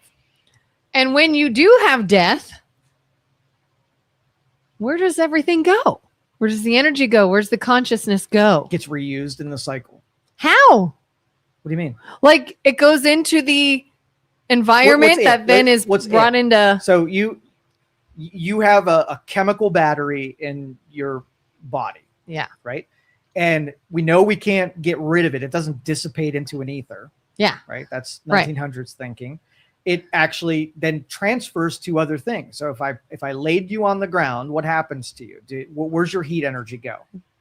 It goes into the air, the ground, and right. Yeah. Then you have components in your body, and it decays, and bacteria and other things eat it, and then you then go into bone, right? And sometimes then your bone eventually goes bye-bye as well. So it transfers into different things. It doesn't go anywhere except for it gets used by other things. If something else uses an energy that was part of something, is it affected by that?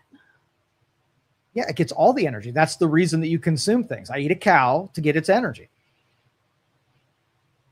Have you ever heard of do you believe that if someone is an organ donor and their organ is transplanted into someone, that they're somehow similar to the donor? There's Do you think that's true? Like, is it mysticism or is it plausible? No, it's not plausible. Okay, let me give you the plausible parts of it. Okay. You are taking an organ that was grown and generated by another human being that has functions and wiring that DNA. Might be a little bit different than someone else. Yeah. You put that in you, your body's going to respond and adopt some of that DNA. It's going to adopt some of that wiring, and then others it's not going to be able to use. So technically the thing that's in you is being used for the function of the organ, but you're not inheriting thoughts from somebody's liver. It may not be thoughts, but something. Function of a liver is what you adopt. And it's compatible if it lines up close enough to what your body had there in the first place. Like thought and perceptions are happening in here, in the neurons. Yeah, right? yeah. And the electrical signals that go through the rest of your system. And if I came up to you and ate your brain, right, I am not going to get your thoughts with it because your thoughts came from neurons. If I eat your neurons, digestive tract is not going to deliver me your thoughts. And well, yeah, you're eating it. It's going to your stomach. It has nothing to do with going into your brain. But if I took some of your neurons and I implanted it in my head, they're not going to fire the same way because my body doesn't know how to use your neurons. It's probably going to recycle the material that I just gave it or kill it or create cancer cells around it to insulate my real brain from the one that is foreign that you just gave me. Probably not going to go how you think it is. If you have a thought, let's say you're in deep thought, and you're really thinking about conjuring something, and then you're like, all right, that's enough of that. I'm going to go do something else. Where does that live? Where does the thought live? Yeah, is there like part of the brain, like the something that is like, I'm assuming that now becomes memory. So the neurons basically connect different parts of your brain and they create pathways to things, right? So when you have a thought, your brain is reorienting itself with different electrical signals in different portions. And if you like snapshotted what the brain is doing, you could profile that idea and what the brain was doing. If I then took the same impulses and put that in your brain, I could probably, they're messing with this in science right now. I could probably then give that memory back to you just by profiling what neurons were involved, your neurons. Yeah. Like, do you think we could ever get to the point through technology and brain scans and things of that nature to watch people's thoughts? Like hook you up to a monitor one day and see what you're thinking? So that's hard. And that has a lot of translation. So what Neuralink did with pigs, ever tell you this story? Sounds familiar. So you can look at a pig's brain and what lights up and what activity is happening in the brain. You put little probes on the actual brain. Yeah. And then they exposed it to something like putting an orange in front of it. And then I could take what that orange does to that brain and snapshot what an orange, the idea or thought of an orange is to that pig. Okay. Now, I can't translate that and I can't see what that is unless I had some kind of translation mechanism. So if I programmed that exact, the numbers that translate the neurons that were lit up and the energies were in each one of those deals, if the computer saw that exact profile hit again in that pig, I can flash an orange up on the screen and decipher the brain activity that probability is that they were just thinking of an orange. I've probably asked this before. Yeah. We can do such amazing things. Why do we being the medical field, not know what a migraine is? I'm not talking about headaches.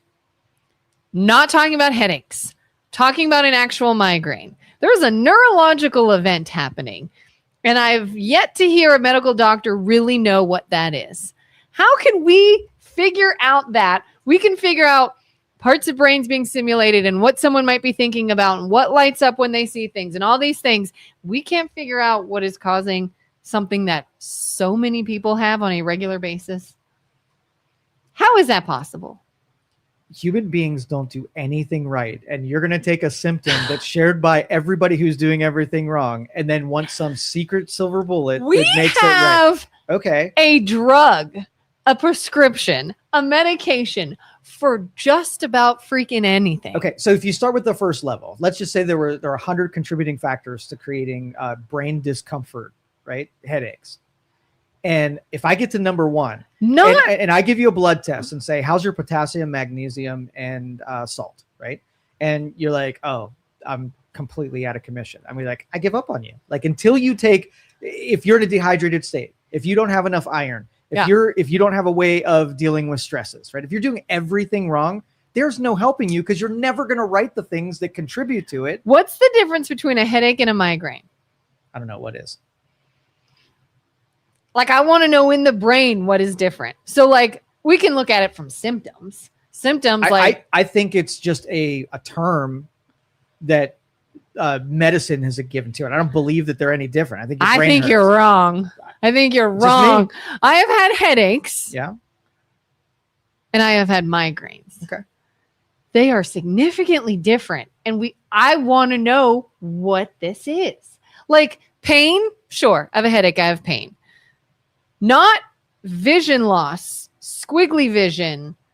What if the two are just the extreme or the gradient of when your brain hurts, right? It's all the same thing, but at just different levels. A lot of times there are symptoms before there's ever pain.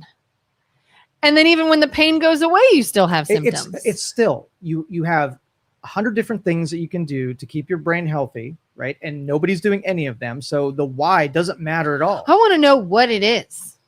What is it? Like, we know what a stroke is. Okay. Evolution. If your brain hurts, it's trying to tell you something, right? And you have to figure out behaviors that are contributing to either, like I said, dehydration is probably the number one. And it tells you, hey, you're doing something wrong. So what do? You take a pain pill, which pain is supposed to be a teacher. right? If you take a pain pill and it goes away, then you've created an association that headaches are caused by a lack of Tylenol or ibuprofen.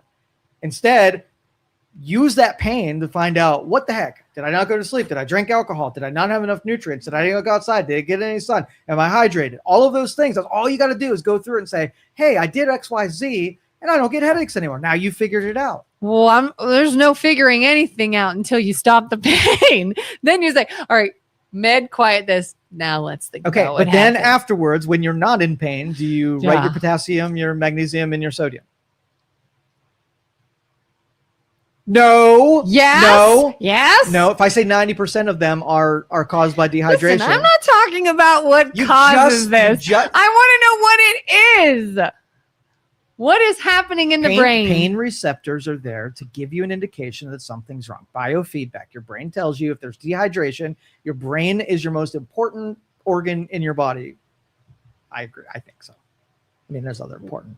Skin's pretty important. Skin's pretty important too. But I'm gonna say, when you have a headache, you just if you have pain. Yeah. What changes that now is vision loss?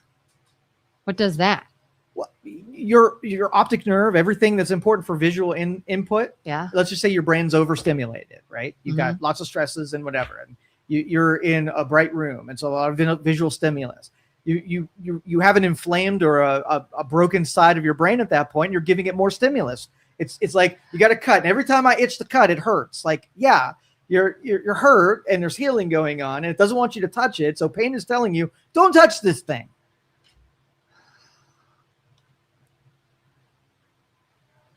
I don't know.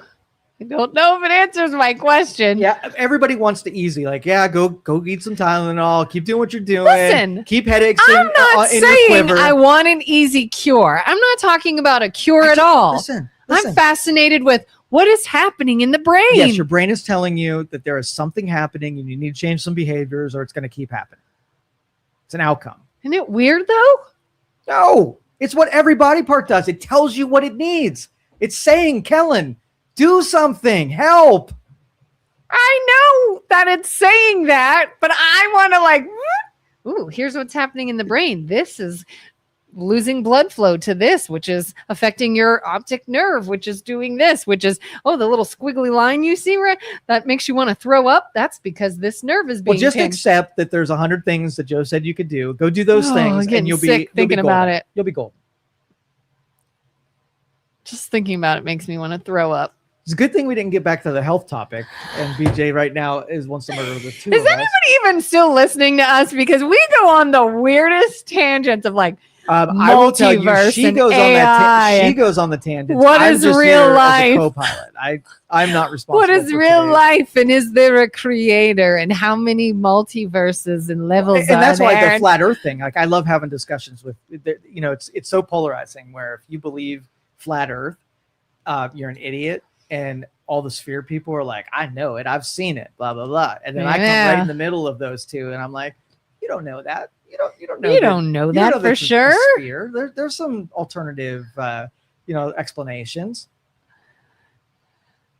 Yeah, I heard somebody say one time, and again, this was another guy arguing the existence of a God and can you trust the Bible and everything, and he said, well, you don't know George Washington. You never met George Washington. Do you even know anybody that knew or had met George Washington? No.